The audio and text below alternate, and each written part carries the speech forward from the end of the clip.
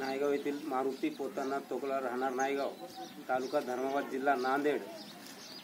मला शेळी व्यवसायासाठी म्हणून संस्कृती संस्था कानून समिती संगोळी यांच्याकडून 24,000 रुपये दिले होते. त्याच्यात मी 25,000 घाती टाकून जवळपास 5 शेळी मी खरेदी केलो आणि त्याच्यामध्ये एक वर्ष संपून गेले.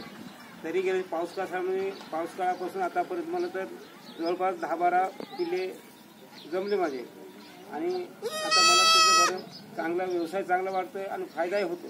आणि जवळपास आता 12 पिल्ले जमले आहेत.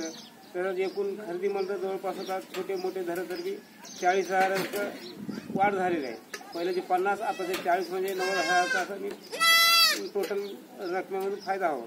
आणि मला हे चांगलंच वाटते शेळी उत्पादन व्यवसाय म्हणलं तर. त्याच्यासाठी मला सगळ्या गोष्टी चांगल्या आहे.